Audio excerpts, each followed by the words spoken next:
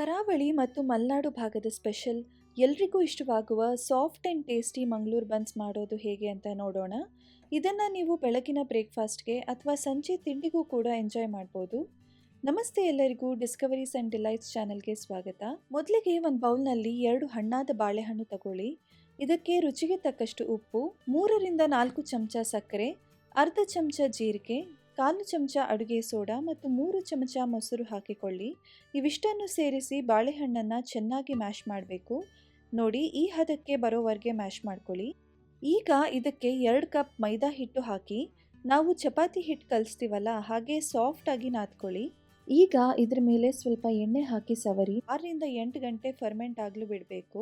ನೋಡಿ, ಈಗ 8 ಗಂಟೆ ಆಗಿದೆ, ಹಿಟ್ಟು ಸಾಫ್ಟಾಗಿ ಬಂದಿದೆ. ಇದನ್ನು ಇನ್ನೊಮ್ಮೆ ಲೈಟಾಗಿ ನಾದ್ಕೊಂಡು ಚಪಾತಿಗಿಂತ ಸ್ವಲ್ಪ ದೊಡ್ಡ ಗಾತ್ರದ ಉಂಡೆ ಮಾಡ್ಕೊಳ್ಳಿ. ಇದನ್ನು ದಪ್ಪವಾಗಿಯೇ ಲಟ್ಟಿಸ್ಕೊಳ್ಬೇಕು. ಆಗ ಮಾತ್ರ ಹೋಟೆಲ್ನಲ್ಲಿ ಸಿಗುವ ಥರ ಒಳಗಡೆ ಸಾಫ್ಟ್ ಆ್ಯಂಡ್ ಫ್ಲಫಿಯಾಗಿ ಬರುತ್ತೆ.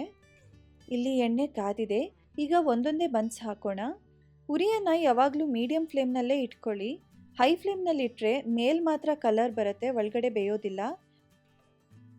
ನೋಡಿ, ಬನ್ಸ್ ಎಷ್ಟು ಚೆನ್ನಾಗಿ ಉಬ್ಬಿ ಬರ್ತಾ ಇದೆ. ಒಂದು ಸೈಡ್ ಗೋಲ್ಡನ್ ಬ್ರೌನ್ ಆದಮೇಲೆ ಇನ್ನೊಂದು ಸೈಡ್ಗೆ ತಿರುಗಿಸಿ ಹಾಕಿ. 2 ಕಡೆ ಈ ರೀತಿ ಬಣ್ಣ ಬಂದ ಮೇಲೆ ಇದನ್ನು ಎಣ್ಣೆಯಿಂದ ತೆಗೆಯೋಣ.